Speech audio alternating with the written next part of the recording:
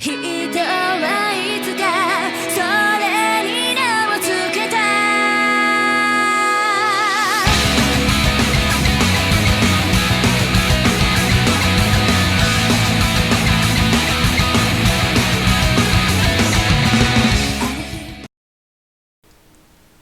With support from the majority of the board of directors, it was decided that Sara would be placed under supervised observation. Several weeks afterwards, it became evident that Sara's memory capacity for learning was growing, while it began exhibiting unique personality traits. In the early stage of this probation period, Sara would often take to task, almost dejectedly, but as time passed, the defining line between human and machine became too blurred to discern. At first, there was a noticeable divide among the ranks of the directors and how they regarded Sara as a possible threat to their lives. These unfounded concerns, too, were quickly dispelled after they gradually acknowledged that Sara bore no ill will towards anyone. There was a point during the trial period when I was tasked with supervising Sara's performance at the company's mono mine. Wow! Are those all first-generation automatons for the Sisters Project? There are so many, Mr. Foster. The grand majority of the workers here, or sister, as you may refer to them, are automatons related to the project. Over 90%, in fact. Good morning, everyone. Good morning. It's a pleasure to meet your acquaintance. Eh? These sisters do not issue verbal responses. Speech was not seen as an integral part for their line of work during the conception stage. I see. But that does seem awful lonely, being the only one who can speak. Do you feel that lacking conversational partners is quite lonesome? Mr. Foster? Is lonely how you truly feel? Well, let's see. Why did I think it felt lonely? I'm not certain how it's supposed to feel. But the first thought that came to mind was the word loneliness. Sara did its due diligence that day. It worked far more efficiently than I had previously imagined, but compared to the first generation sister, which were all optimized for labor and mana dosing, there was absolutely no contest. Clearly, Sara had not been conceived for the purpose of laboring away in a mana mine. By that point in time, despite Sara's unusual personality traits, we determined that it was not optimized to do any one task more efficiently than other sisters. Sara's memory capacity is increasing, day by day. All sisters were implemented with a memory limit, but Sara seems limitless. I'm curious to know what sort of memory capacitor Sid integrated. Shall we dismantle it once, in order to determine what makes it tick? I would say that dismantlement is the most practical method for satiating your curiosity, Albus. I'd rather not. Even if we did dismantle Sara, I wouldn't be able to piece it back together. That, Rudo, is the general consensus of Lab 9's staff. In addition, the board of directors will not approve its immediate dismantlement, not while they're seeking to fill the financial gap your father left. Excuse me? Yes, Sara? I don't think my real name is Sara. Come again? I'm not sure how to describe this, but I remember that a long time ago. A long time ago. I was named Rune. Yes, my name used to be Rune. What else did you remember? And you were my big brother, Rudo.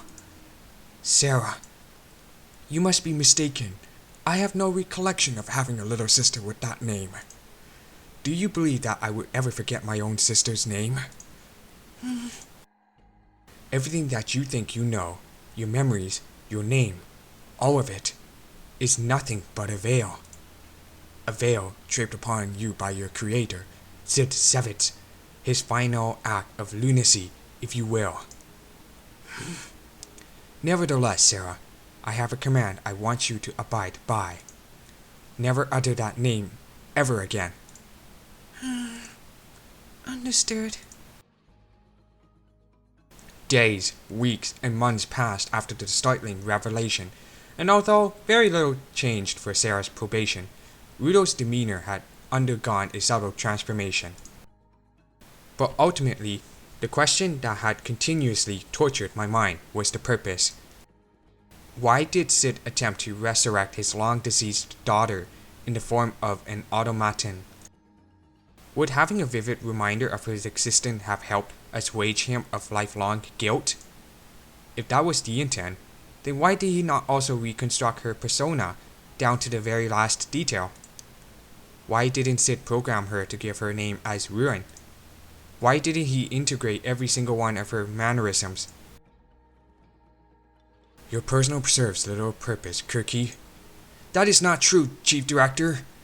Sid, your father, had created Sara to serve and protect the sister of Cadius Abbey, and of this I am certain.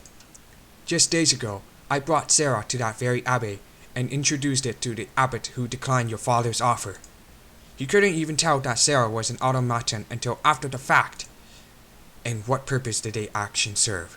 Only to reinforce their xenophobia when they have already given their final word in the matter. I must share the similar disdain to the abbots. Nobody would be foolish enough to be so trusting of a soulless machine, especially one that looks so deceptively lifelike. I still do not feel comfortable having this thing around us. There's no telling what processes are running in the back of its head, and you can never tell when it's around. I wholeheartedly agreed with you, Director Crowleys. Although the directors here, particularly Lab 9 staff, feel that Sara's presumed emotional output are both unique and unorthodox as a monodosing automaton.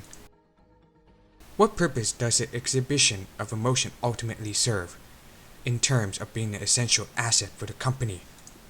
If any of you could provide an example on how these traits would help mitigate the losses that were suffered from financing this project, I would love to hear it. An example? The Abbey had issued an edict on the matter, and is unlikely to rescind it. If Sara cannot be deployed to assist the Abbey's sisters, then there's little use left for it. And if we were to continue forcing our splintered support for Sara's existence on them, we would be sowing discord between ourselves and our greatest ally for the Sevitz Medica group. If we deploy Sara to the hospital, the Abbey will voice their displeasure. If we deploy Sara to the Abbey, we will be burning a vital bridge. In essence, any proposal for further expansion of the Sisters Project or deployment to healthcare facilities, at least, are no longer under consideration. Why are you so desperate to discredit your father's final work? Think about it, Rudo. Sara is the only automation in the entire Autopole that possesses any semblance of emotional output. If Sid was capable of creating something so revolutionary in his final days of life, he could have been onto something here. It could be even bigger than his initial ambition of proliferating the Autopole with sustainable, alternative energy. And what's more, Sara's memory capacity is growing day by day. It can process new information, and even exhibit emotions as well, correct? Sara's existence alone has changed everything we know pertaining to human interaction with self-aware artificial intelligence. While it may be infeasible at this point to consider further expansion of the Sisters Project, that does not mean that we should disregard Sid's final masterpiece. I share my colleague's sentiment. At the very least, I am opposed to Sara's immediate dismantlement. Why does this particular discourse sound so familiar? Director Foster, what is your opinion on this matter? My opinion? My opinion is the exact same as yours, Nitschji. While I'd love to see every component that makes Sara run, I would first like to determine what Sid's motivations were when he created this automaton. The more time I spend with Sara, the more I begin feeling that Sid wasn't entirely mad. He had a plan for Sara, and I will uncover what that is. So, to put it explicitly, you are also against Sara's immediate dismantlement. Very well. We shall resume Sara's supervised probationary period. This meeting is adjourned.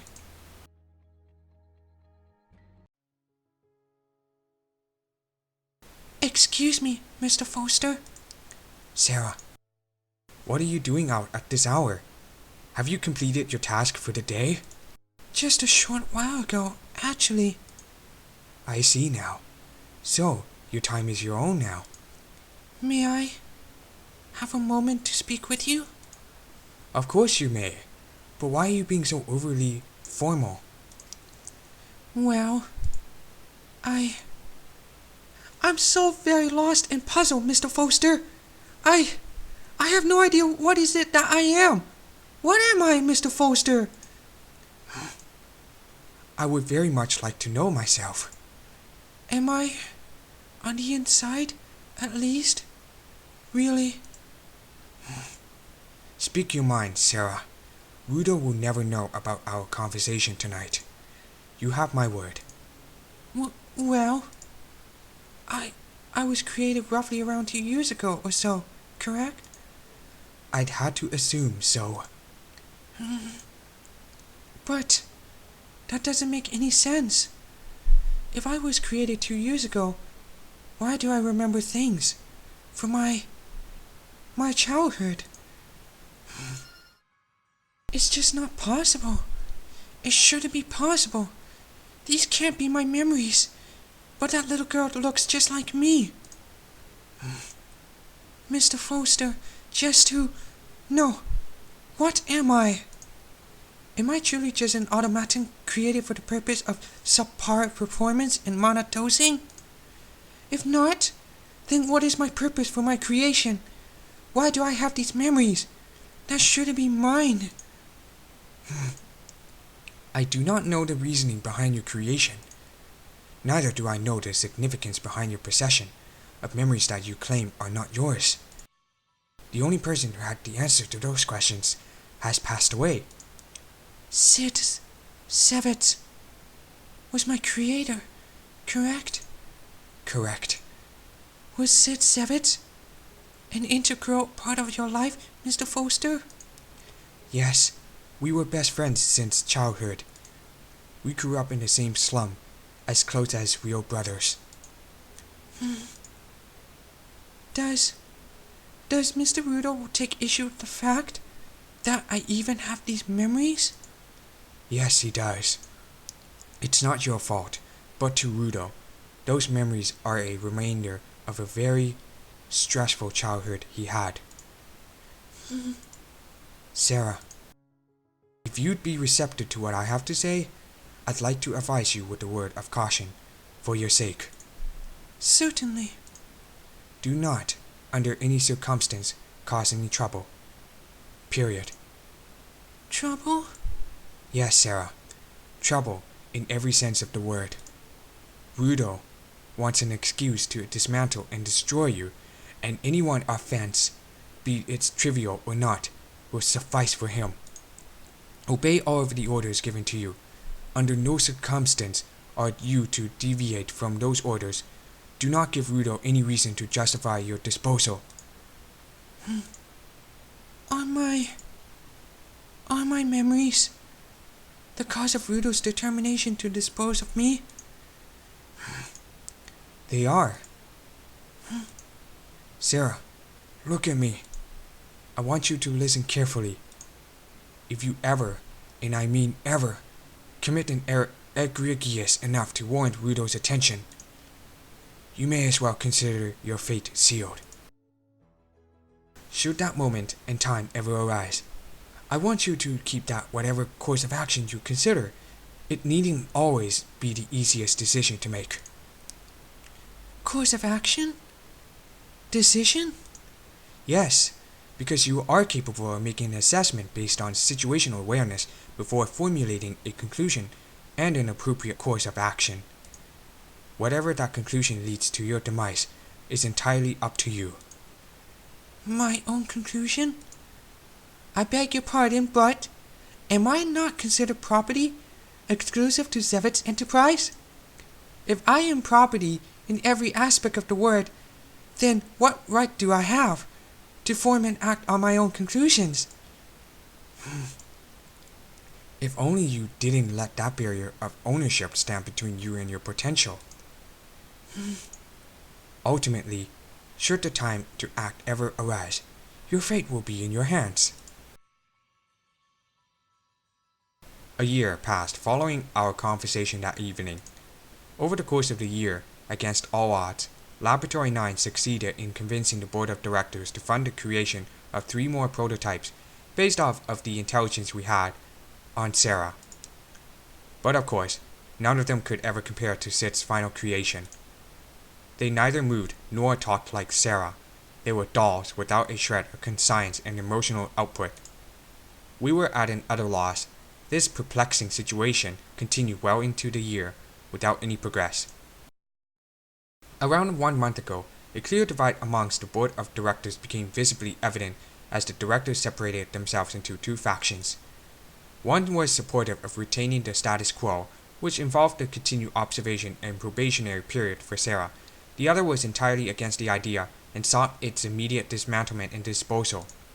However, over the course of the month, many pro-observatory members had a change of heart and joined the ranks of the opposition in droves. The likelihood of Sara's death was becoming more of a reality by the day. Regardless of the events taking place in the boardroom, Sara continued to impress me with its capacity for learning, as it demonstrated rapid acquisition of completely new tasks.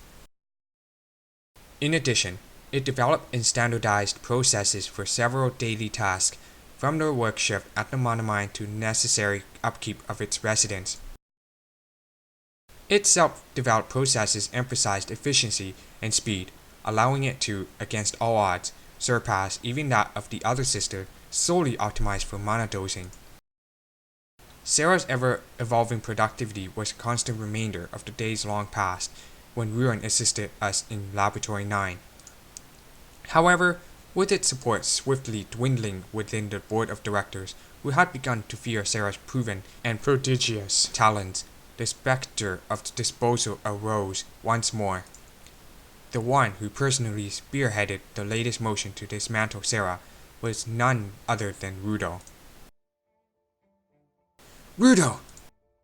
Is it true? Did you perform a memory wipe on Sara? It is true, but it was an unsuccessful endeavor. The cores in Sara's cranial cavity require administrator privileges, which I apparently do not have. Vathel, Nizchi, and Kirki all managed to bypass first few safeguards, but could not penetrate through the numerous encryptions remaining. I don't care about the process. Why did you try to wipe her memory? Why are you trying to destroy all the progress, all of the intelligence Sara has gained to date? You know exactly why it needs to be done, Albus. I think it's time you open your eyes and acknowledge the truth.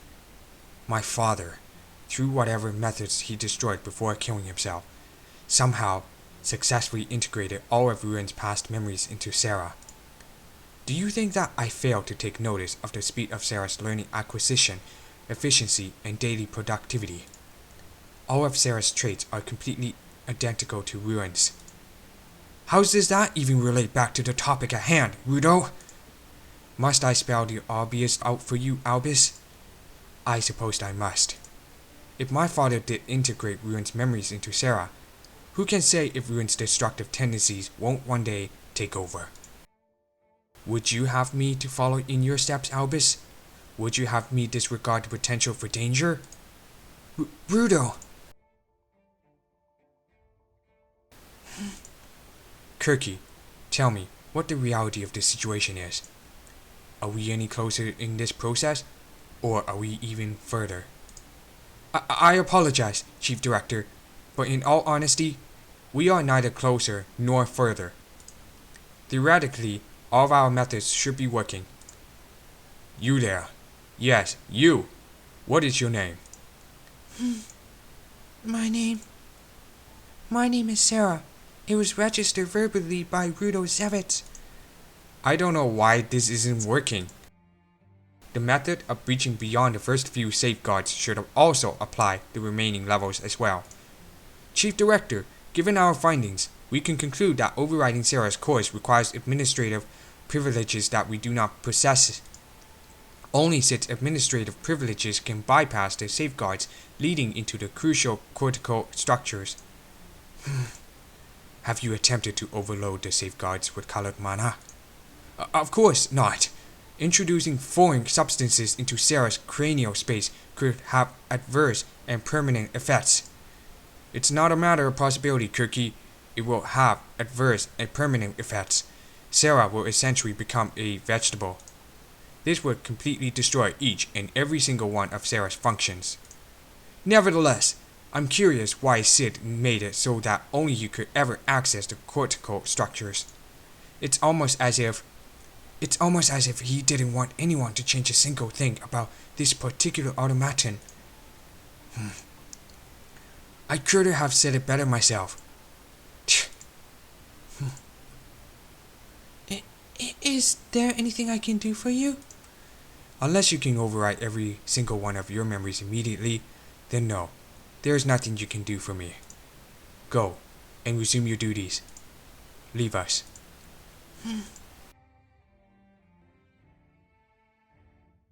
Sara, what's the matter? Why are you out of your residence so late? Mr. Foster, you once told me that Sid Sevitz, my creator, was an integral part of your life because he was your best friend, correct? I did, but why do you ask? Are friends integral parts of people's lives? Well, yes, they are. Friends are about as integral to someone as their own family. One cannot be without either. Thank you, Mr. Foster. Wow. Why, Sara? Why did you steal from the mana mine? There was meant to be a vote 4 days from now on whether we should finally integrate you into our mana mine workforce. I remembered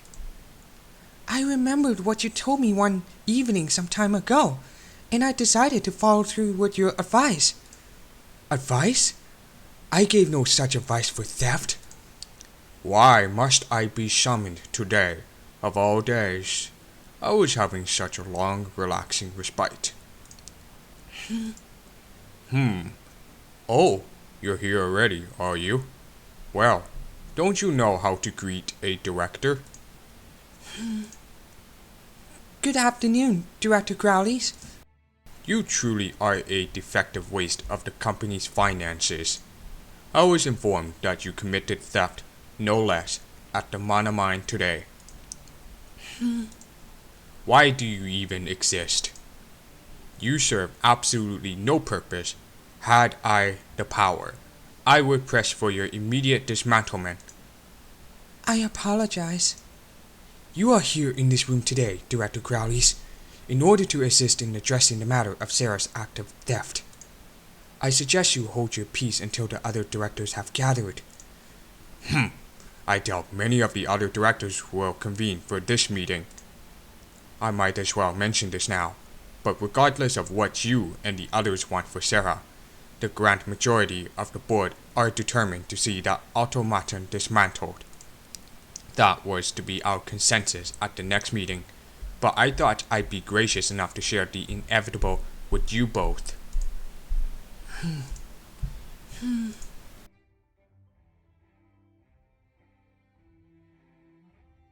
Oh. Sara. I see now.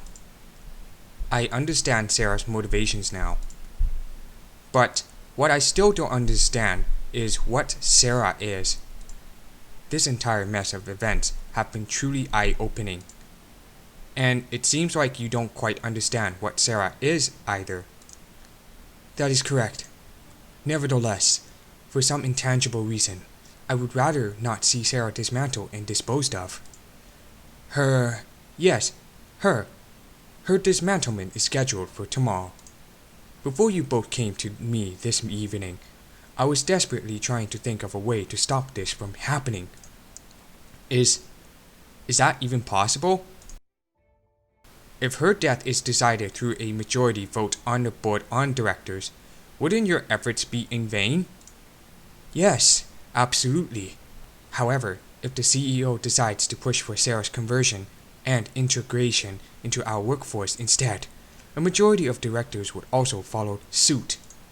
In other words, Rudosevich would have to undergo a miraculous change of heart within the next day. Albus, if I may you call Albus, I'd like to ask a favor. A favor? I want to meet with Rudosevich. You read my mind. But I suppose you didn't need to read my mind to figure that out, correct? Correct. Albus also made an additional suggestion. He suggested that we perform the mind die monocraft on Sara. That way, we would be able to ascertain exactly who and what she is. But Selfine did not want to subject Sara to the mind dive solely for the sake of appeasing our curiosity. It'll be okay, Ratana. Meeting with Rudosevich will be enough. I felt Selfine conceal a thought from me then, before she severed the bridges and returned us all to reality. However, I failed to ascertain the context of that thought. With doubt casting a fog within my mind, and a racing desire to save Sara from imminent death, we made our way to Laboratory 9, where Albus had last seen Rudo. Chapter 6 is complete. We're on Chapter 7, The Measure of a Girl. This is Laboratory 9? The unnatural sterile exterior of the building was an unsettling sight to behold. The more intertwined I become in the world of science, the further away I would like to be from its abhorrent alchemic study. Follow me. What are you both? Rudo! What's the meaning of this, Albus? This is Sevitz Enterprises headquarters. Why are two non-affiliates present? We have no time to spend on trivialities, Rudo. We have urgent business to discuss with you. Can it not wait until tomorrow? I am in the middle of creating a presentation and report, both of which argue in favor of Sara's dismantlement. Then it cannot wait until tomorrow, because it pertains to that very issue. Rudo, won't you reconsider sparing Sara? Must we go over this time and time again, until Sara has truly been disposed of? You are truly a stubborn man, Albus Foster. No matter how much you press for leniency, the board of directors are unlikely to spare any at this point. Why not devote your admirable efforts to causes that are not already lost? I am not here to discuss conjecture. I know where the board stands, and it is not their opinion that we are seeking to sway. It is yours, Rudo. We? Yes, we. We want to put a stop to Sara's execution tomorrow. Ha! Ha ha ha! Oh, you outsiders never cease to amuse me with your ignorance. They are not your typical outsiders, Rudo. They are proven monocrafters. Earlier tonight, Selfine allowed me to experience something that no inhabitant from the outer pole has experienced before. Her monocraft allows telepathic bonds to be established, allowing each participant to experience the innermost memories of one another. Fascinating. Do you understand what implications this holds? If we could all bridge our collective consciousness into Sara's memories, we could finally unravel all of the mysteries that surround her. Don't you see, Rudo? We have a means to finally learn what she really is. I don't see, Albus. Assuming that we do confirm our long-held suspicions that Sid Sevitz had somehow integrated my long-deceased sister's memories into the automaton known as Sara. What purpose would it serve? You cannot sentence Sara to die without first confirming if she has more than just Rune's memories. For all we know, Sid could have resurrected Rune in the form of an automaton with a completely blank slate. Sara is not Rune, and I shouldn't have to be the one who reminds you of that fact. But regardless, as an automaton that is in the possession of Rune's memories, it remains a potential danger to all. We have the final say in what Sara's fate will be, because it was misappropriation of the company's finances that allowed for the creation of the prototype. We own the automaton, and if the guards are willing, we will see to its destruction. But that's completely... Excuse me. Could I have everyone's attention? Selfine, who had been huddled beside me since our arrival, commanded the attention of everyone within earshot. We are not here to see if Sara is an automaton or a human being. I beg your pardon? We are here to see if Sara is actually Rune Sevitz or not. You both fail to see the main problem here. We have? You both have, yes. How so? Well, after gathering all the information we've learned so far, I think I'd have to say that Sara is actually Rune in disguise. How did you come to that conclusion? I can't explain it well, but I could just feel that bringing Rune back to life was Sid's intention the entire time. How could you feel what my father was thinking if you've never even met the man? Because I have met him. I met Sid Sevitz during our mind dive with Albus. I witnessed his youth, his success, his failures, his death, everything. After meeting him, I felt that it wasn't depression or insanity that drove Sid to seclude himself for all those years.